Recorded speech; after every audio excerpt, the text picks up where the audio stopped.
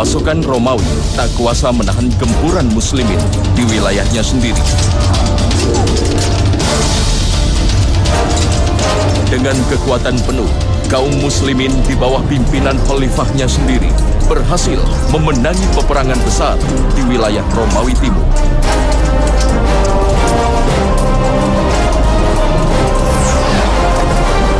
Benteng Saf-Saf yang kokoh akhirnya jatuh pada tahun 181 Hijriah. Tak ada jalan lain bagi Romawi Timur selain berdamai dan membayar upeti setiap tahun kepada Khalifah Abbasiyah di Baghdad.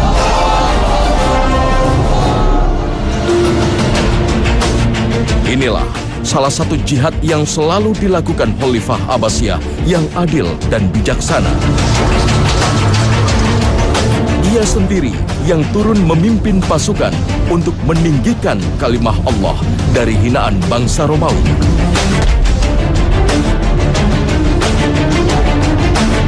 Dialah Harun Ar-Rasyid. Satu bukti besar bahwa muslimin pernah hadir dengan kebesarannya. Muslimin bukan bangsa yang dihinakan, bukan bangsa yang diintimidasi atau bangsa yang dikecilkan. Dan saat itu hadir dan pasti akan hadir kembali, syaratnya satu. Ketika masyarakat dipimpin oleh seperti Harun Ar-Rasyid kekuatannya, dan Harun Ar-Rasyid adalah pemimpin dan masyarakat yang sama dalam kembali kepada agama Allah Subhanahu wa Ta'ala. Nama Harun Ar-Rasyid lekat dengan nama Abu Nawas dalam kisah Alfu Lailah wa Lailah atau kisah 1001 malam.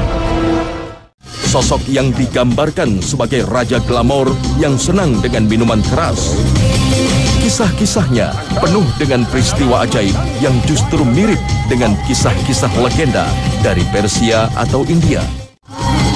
Yang sering jadi masalah adalah ketika literatur sejarah tentang Harun Ar-Rasyid itu dibaca dari buku Al-Aghani karya Abul Faraj Al-Asfahani, kemudian juga karya sastra yang sebenarnya hanya sebuah sastra dan tokohnya adalah Harun Ar-Rasyid, yang kita kenal dalam bahasa Indonesia dengan 1001 malam, Alfu Lailah wa Lailah. Sampai Baghdad dikenal sebagai sebuah kota namanya kota 1001 malam, dan kisah tentang 1001 malam adalah kisah yang sering kali dipasarkan oleh para pemikir barat hari ini untuk menggambarkan keadaan Baghdad di masa Harun Ar-Rasyid. Ini tidak benar. Sekali lagi bahwa majelisnya Harun Ar-Rasyid adalah majelis ilmu, majelis iman, majelis para ulama, majelis para ilmuwan. Tidak mungkin masuk mereka-mereka yang menghina agama Allah Subhanahu wa Ta'ala. Maka mustahil kalau kemudian digambarkan Harun adalah seorang yang berpesta pora, dikelilingi oleh para wanita, atau dia bermabuk-mabuk dengan yang lain, atau menerima tadi Abu Nawas dengan syair-syair hinanya yang memuji khamr dan seterusnya.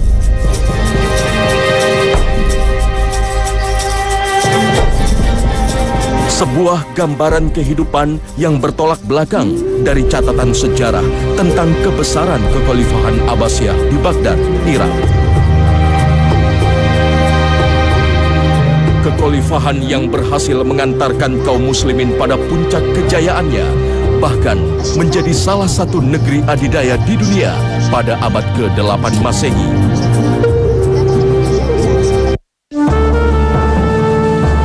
Kekhalifahan Abbasiyah lahir tahun 132 Hijriah atau abad ke-7 Masehi setelah berhasil menundukkan kekhalifahan Umayyah di Damaskus yang memimpin muslimin hampir satu abad.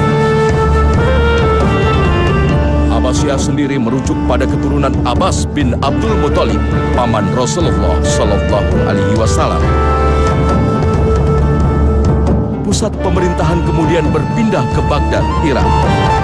Nama lengkapnya Harun bin Muhammad Al-Mahdi bin Abdullah Al-Mansur.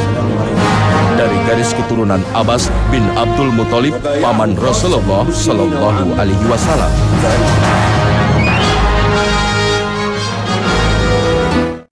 Lahir pada 763 Masehi di Rey, Iran. Ibunya bernama Heizuran, seorang wanita sahaya dari Yaman yang dimerdekakan dan dinikahi Al-Mahdi. Sang ibu sangat berpengaruh dan berperan besar dalam kepemimpinan Al-Mahdi dan Harun Ar-Rasyid. Bismillahirrahmanirrahim.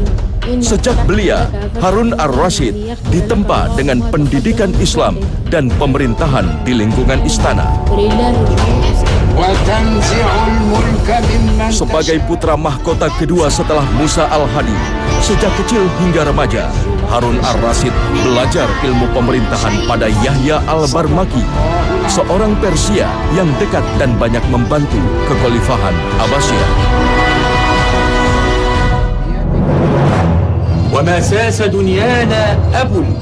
Ia begitu dekat dengan para sastrawan, termasuk Abu Nawas.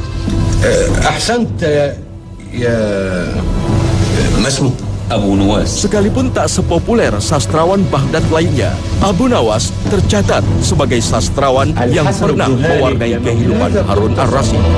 Namun di balik kecerdasannya dan kesenangannya dengan ilmu pemerintahan dan sastra, sejumlah ulama besar tercatat telah menempa seorang Harun ar-Rasyid, termasuk Imam Malik. Ini adalah orang besar dalam sejarah Islam, Imam Daril Hijrah, pemimpin imam di kota Madinah saat itu. Dan Imam Malik kita tahu dengan karya-karya besarnya, bahkan dari beliaulah lahir pemikiran-pemikiran fikih yang belakangan dikenal dengan mazhab Maliki. Dikirimlah Harun ar-Rasyid ini oleh sang ayah untuk pergi jauh-jauh dari Baghdad ke kota Madinah untuk belajar kepada Imam Malik rahimahullah ta'ala. Duduk di sana, majelis ilmunya, belajar fikih, belajar hadis. Jadi guru besar fikih dan hadis untuk Harun ar-Rasyid adalah Imam Malik rahimahullah ta'ala. Untuk itulah nanti ketika Harun ar-Rasyid menjadi seorang pemimpin, menjadi khalifah, dia sangat hormat kepada Imam Malik dan kepada semua karya-karya gurunya tersebut. Dan saat itulah maka nanti Harun ar-Rasyid akan menjadikan gurunya sebagai salah satu panduan di dalam memimpin negara. Sang kakak, Khalifah Musa al-Hadi, yang berniat mengangkat putranya sendiri sebagai putra mahkota, nyaris menutup kesempatan Harun menjadi khalifah.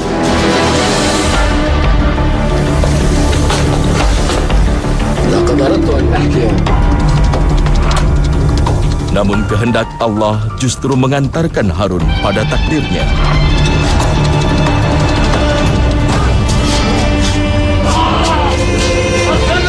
Setelah 1 tahun sang kakak memimpin muslim, ia wafat.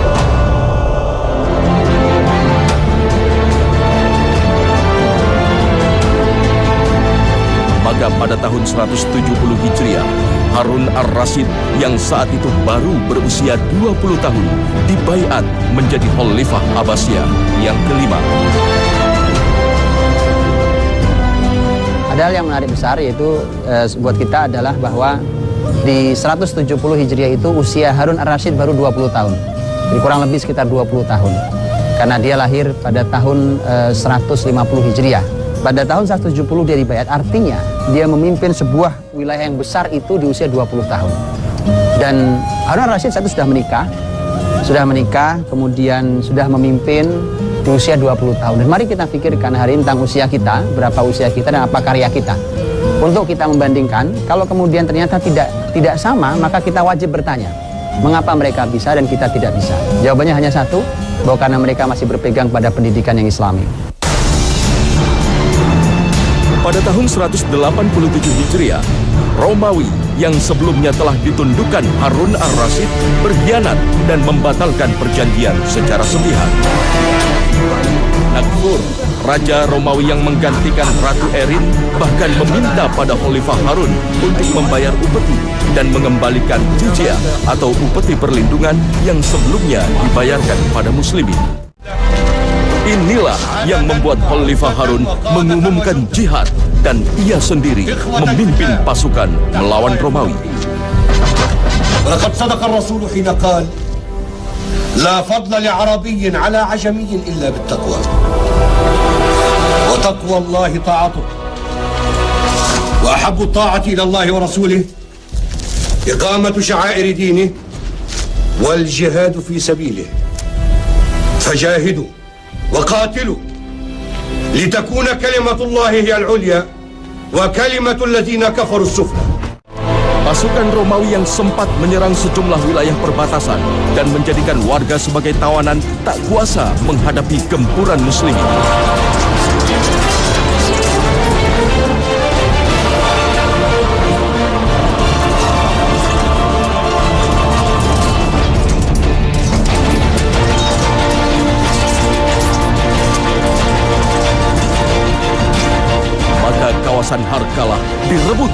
seluruh tawanan muslimin berhasil dibebaskan. Harun ar-Rasyid kembali memberikan rasa aman pada muslimin.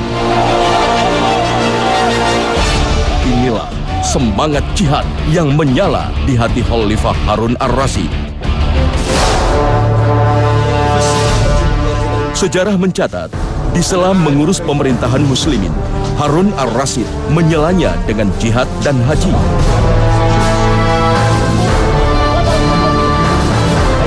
Jika negeri dalam kondisi aman, ia akan menunaikan ibadah haji dengan membiayai ratusan ulama dan fakir miskin.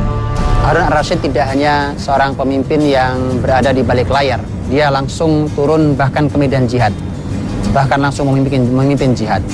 Di antara yang dia lakukan saat memimpin, di antaranya adalah ketika memimpin perang besar untuk menaklukkan kota Hirqalah yang ada di bawah Romawi.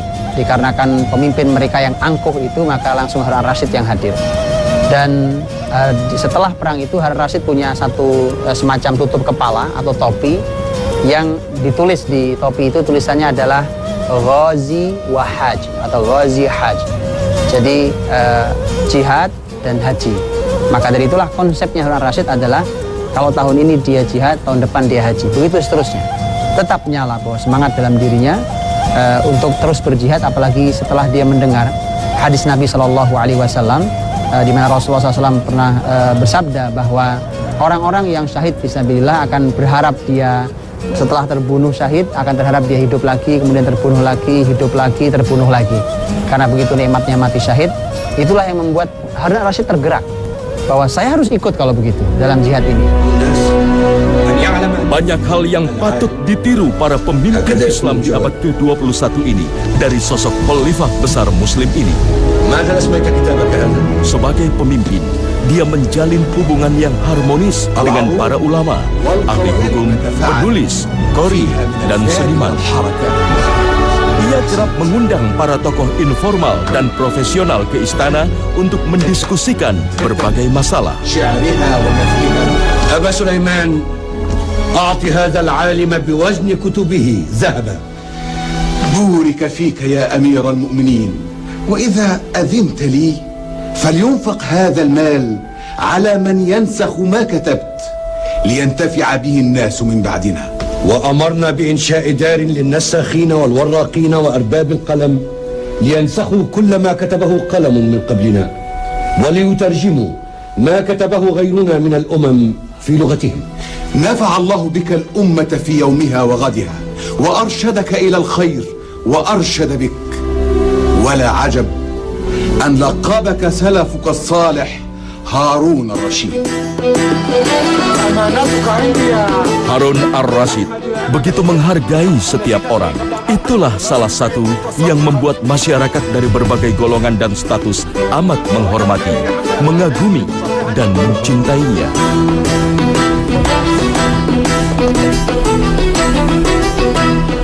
Harun ar-Rasyid menjadi pemimpin yang mengakar dan dekat dengan rakyatnya.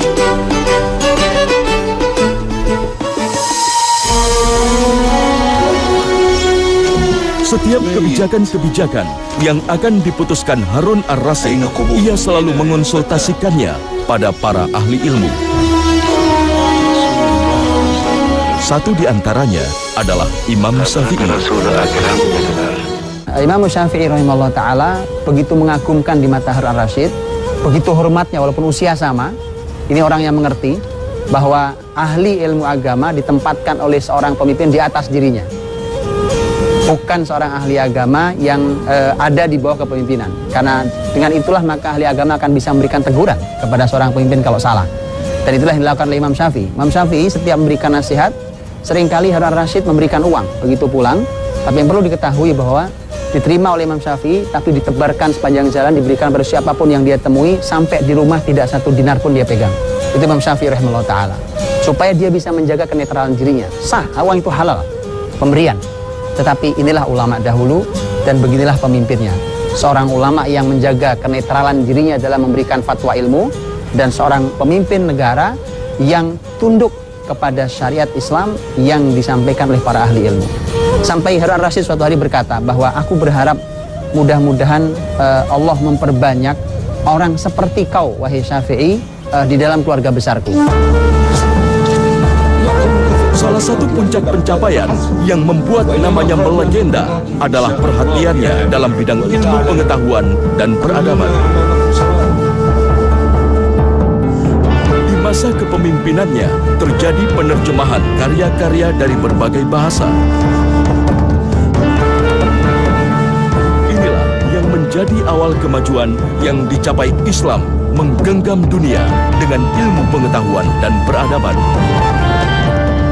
Berbagai disiplin ilmu pengetahuan dan peradaban berkembang pesat yang ditandai dengan berdirinya Baitul Hikmah, perpustakaan raksasa sekaligus pusat kajian ilmu pengetahuan dan peradaban terbesar di dunia. Selalu inilah yang menjadi kunci besar sebuah negeri. Negeri muslim akan hadir kebesarannya ketika mereka menghormati ahli ilmu. Kalau ahli ilmu adalah sekelompok orang yang terbuang, maka negeri itu tidak akan muncul kebesaran. Dalam menjalankan roda pemerintahan, Harun ar-Rasyid tak mengenal kompromi dengan korupsi yang merugikan rakyat. Sekalipun yang berlaku korup adalah orang yang dekat dan banyak berpengaruh dalam hidupnya. قيدوه في أغلال أطماعه. أولادي أولادي أولادي.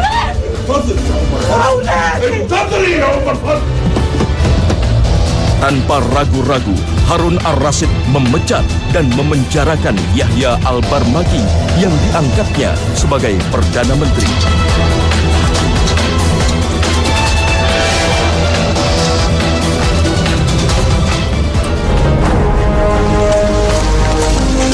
Harta Yahya senilai 30,87 juta dinar hasil korupsi disita dan dikembalikan ke kas negara.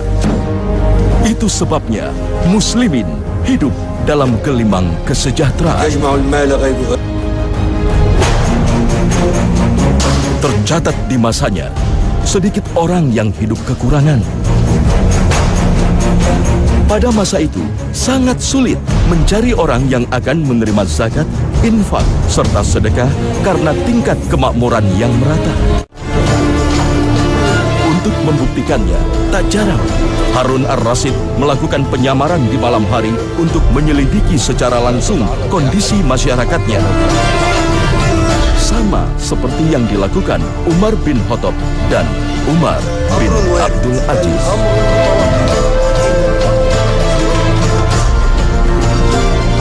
Upaya-upaya yang dilakukan Harun ar-Rasyid berhasil mengantarkan Baghdad menjadi kota peradaban paling maju di dunia.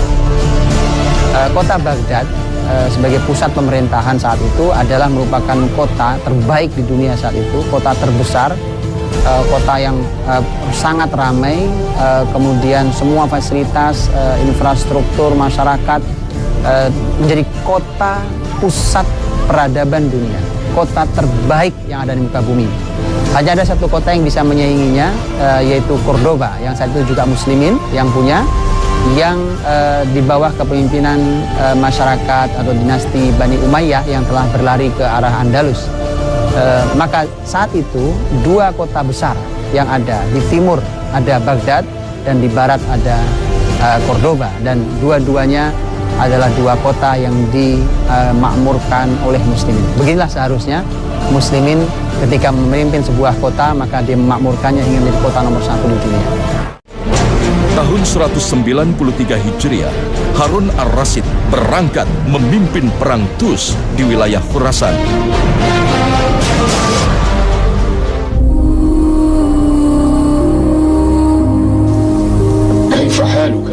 Dalam perjalanan ke medan jihad, Harun ar-Rasyid wafat di usia 43 tahun.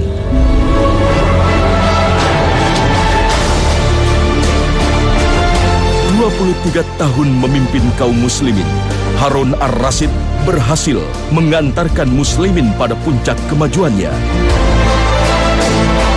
Apa yang telah ditorehkan dalam hidupnya menjadi teladan yang mahal bagi dunia. Rahimahullah Harun ar-Rasyid.